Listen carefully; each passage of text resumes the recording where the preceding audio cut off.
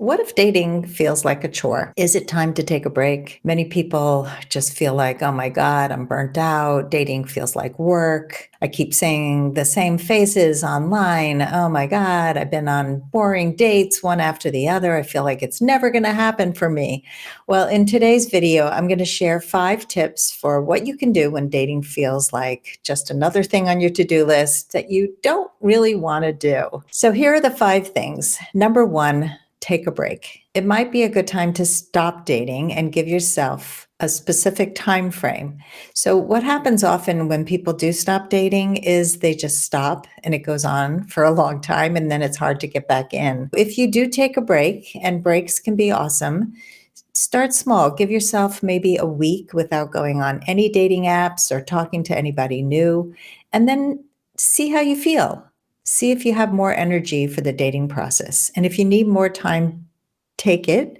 But be careful not to completely stop dating if finding love is a goal of yours. And speaking of goals, number 2 is have a dating goal reset. Ask yourself, what am I doing here? Why am I dating? What do I want?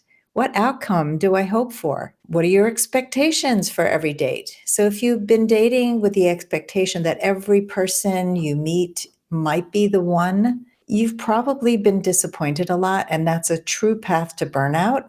So, instead, when you are dating, go in with a healthier mindset.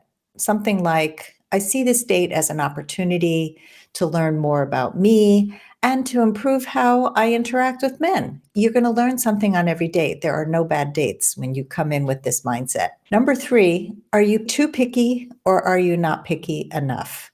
I often see people who think they're too picky, but they're actually not picky enough about certain things.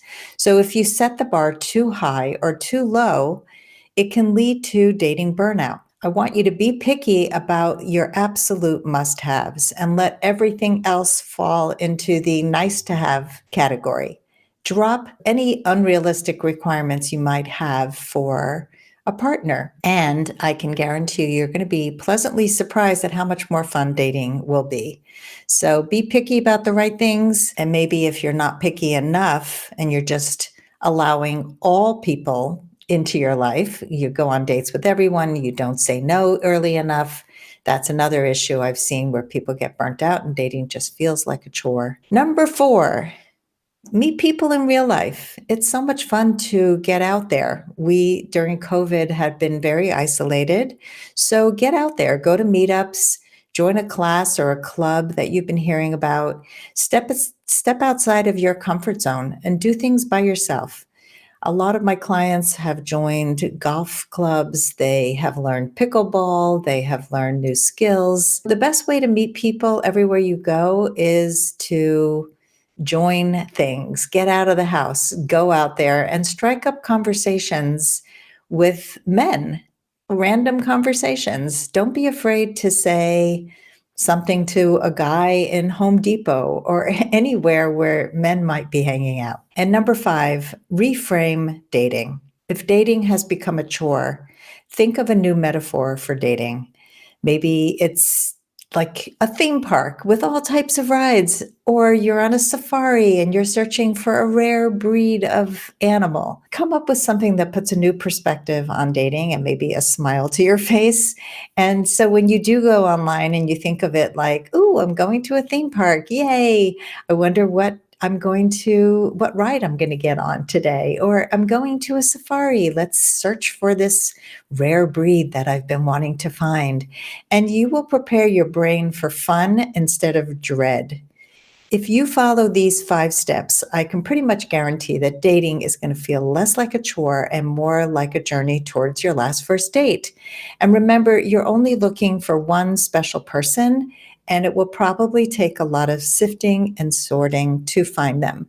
If you're still stuck and you still feel like dating is a chore when you do all these 5 things, it might be time to reach out for some additional support. And if that feels like something that you might want to do, I invite you to fill out a form and apply for a complimentary coaching session with me, and we will discuss what private coaching would look like. Fill out a form at lastfirstdate.com/application. And if it feels like a good fit, We will set up a 45-minute session to talk about your specific challenges.